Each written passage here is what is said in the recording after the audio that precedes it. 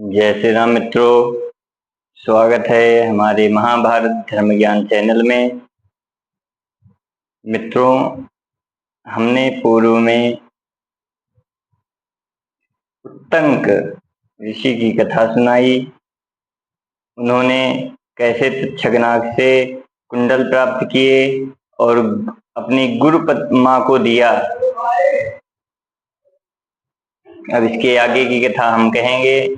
मित्रों, आप लोग चैनल को सब्सक्राइब कर लीजिए, जिससे हर वीडियो की नोटिफिकेशन आप तक जल्द से जल्द पहुंच जाए। तदनंतर उत्तंक ने उपाध्याय के चरणों में प्रणाम किया। उपाध्याय ने उससे कहा, वत्स उत्तंक, तुम्हारा स्वागत है, लौटने में देर क्यों लगाई। तम उत्तंक उपाध्यायं प्रत्युवाच, भोस्तक्षणकेण मे नागराजेन विघ्नः कृतो अस्मिन् कर्मणि तेनास्मि नागलोकं गतः। तब उत्तंक ने उपाध्याय को उत्तर दिया, भगवन नागराज तक्षक ने इस कार्य में विघ्न डाल दिया था, इसलिए मैं नागलोक में चला गया था। तत्र च मया दृष्टे स्त्रियो तंत्रे अधिरोप्य पटं वयन्त्यो तस्मिश्च कृष्णाः सिताश्च तन्वः किं तथा। वहीं मैंने दो स्त्रियां देखी जो कंधे पर सूत रखकर कपड़ा बुन रही थीं।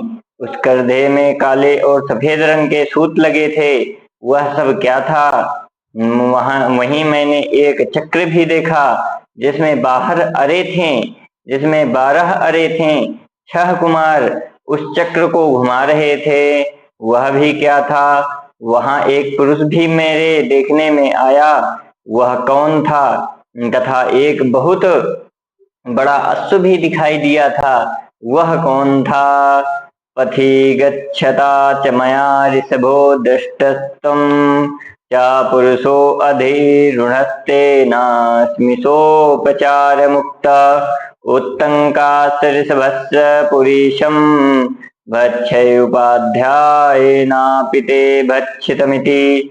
इधर से जाते समय मार्ग मैंने एक बैल देखा था। उस पर एक पुरुष सवार था। उस पुरुष ने मुझसे आग्रह पूर्वक कहा, उत्तंक, इस बैल का गोबर खा लो। तुम्हारे उपाध्याय ने भी पहले इसे खाया था। तब उस पुरुष के कहने से मैंने उस बैल का गोबर खा लिया। अतः वह बैल और पुरुष कौन थे? मैं आपके मुख से सुनना चाहता हूँ। वह सब क्या था? उत्तंक के इस प्रकार पूछने पर उपाध्याय ने उत्तर दिया, ये ते स्त्रियो धाता विधाता च ये चते कृष्णाः सितास्तन्वस्ते रात्रिहनि। यद्यपि तच्चक्रं द्वादशारं खड्वै कुमाराः परिवर्तयन्ति, ते अपि खड ऋतवः द्वादशारा 12 मासः संवत्सरश्च कर्म। वे दोनों स्त्रियां थीं। वे धाता और विधाता हैं। जो काले और सफेद तंतु थे वे रात और दिन हैं। 12 अरों से युक्त चक्र को जो 6 कुमार घुमा रहे थे वह 6 ऋतुएं हैं और 12 महीने ही 12 अरे हैं। संवत्सर ही वह चक्र है। यह पुरुषः सपर्जन्यो यो अश्वः सो अग्निर्या ऋषभस्तवया पथि गच्छता दृष्ट्वा सायरावतो नागराट। जो पुरुष था वह पर्जन्य इंद्र है, जो अश्व था वह अग्नि है।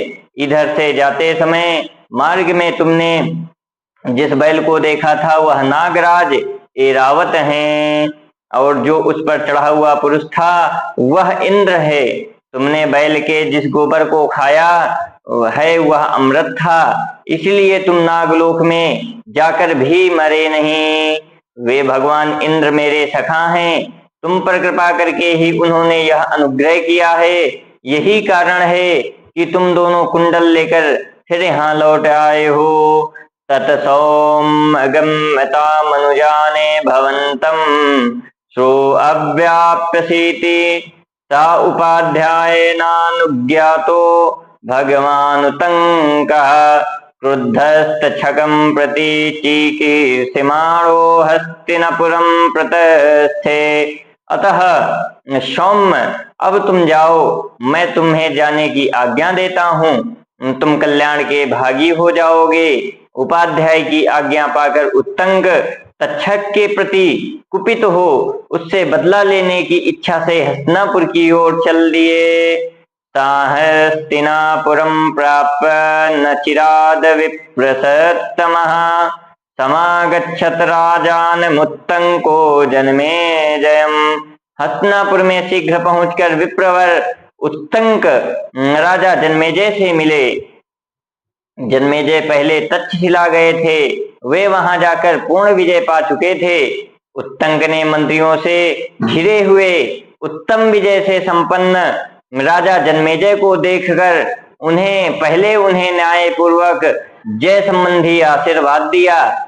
तत्पश्चात उचित समय पर उपयुक्त शब्दों से विभूषित वाणी द्वारा उनसे इस प्रकार कहा। उत्तंक उवाच अस्मिन् करणीये तु कार्ये पार्थिव सत्तं बाल्यादिवान्न देवत्वं कुरुषे नृपसत्तमा।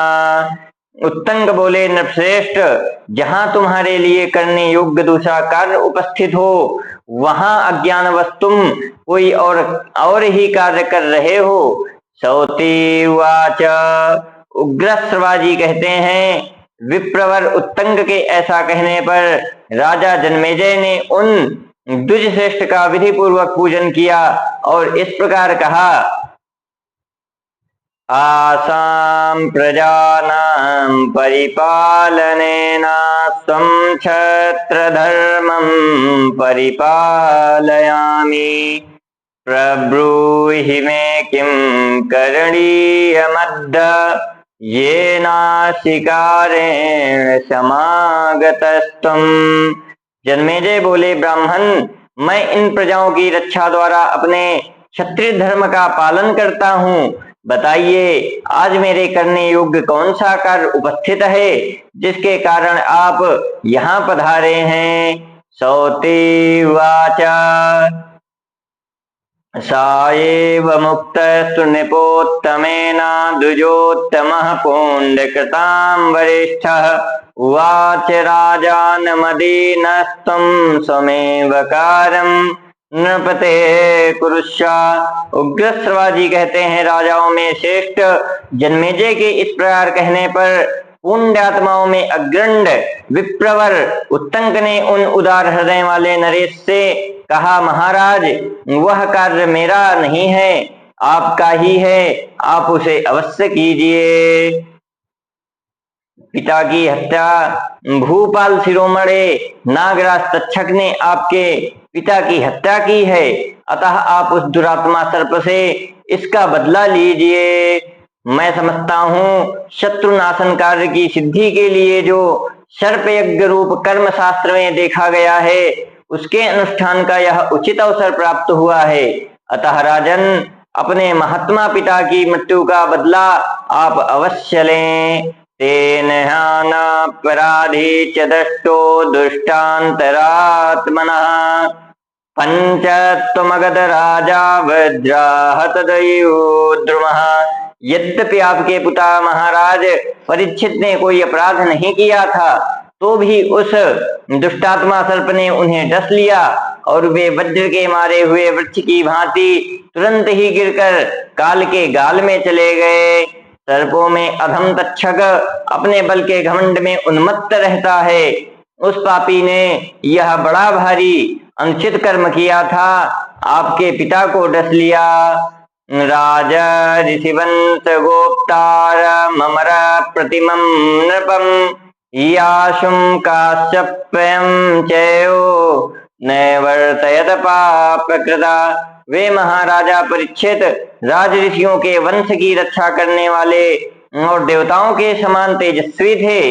काश्यप नामक एक ब्राह्मण आपके पिता की रक्षा करने के लिए उनके पास आना चाहते थे, किंतु उस पापाचारी ने उन्हें लौटा दिया। अतः महाराज, आप सर्पयज्ञ का अनुष्ठान करके उसकी प्रज्वलित अग्नि में उस पापी को होम दीजिए और जल्दी से जल्दी यह कार्य कर डालिए। ऐसा करके आप अपने पिता की मृत्यु का बदला चुका सकेंगे एवं मेरा भी अत्यंत प्रिय कार्य संपन्न हो जाएगा। समूची पृथ्वी का पालन करने वाले नरेश तक्षक बड़ा दुरात्मा है। पाप रहित महाराज, मैं गुरुजी के लिए एक कार्य करने जा रहा था, जिसमें उस दुष्ट ने बहुत बड़ा विघ्न डाल दिया था। सौतिर्वाच एतत् श्रुत्वा तु नृपतिस्तक्षायेतु गोपः उत्तंकवाक्यहविषा दीप्तो अग्निर्हविषा यथा। उग्रश्रवाजी कहते हैं, महर्षियों, यह समाचार सुनकर राजा जन्मेजय तक्षक पर कुपित हो उठे। उत्तंक के वाक्य ने उनकी क्रोधाग्नि में घी का काम किया। जैसे घी की आहुति पड़ने से अग्नि प्रज्वलित हो उठती है, उसी प्रकार वे क्रोध से अत्यंत कुपित हो गए।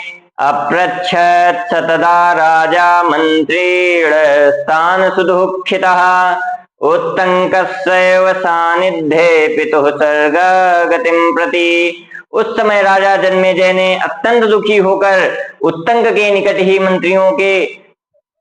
मंत्रियों से पिता के स्वर्गागमन का समाचार पूछा। तदैव ही सा राजेन्द्रो दुःख शोकाप्लुतो भवत् यदैव वृत्तं पितुर्मुक्तंकाद् शृणोत तदा। उत्तंक के मुख से जिस समय उन्होंने पिता के मरने की बात सुनी, उसी समय वे महाराजा दुख और शोक में डूब गए। इति श्री महाभारते आदि पर्वणि पौष पर्वणि तृतीयोऽध्यायः।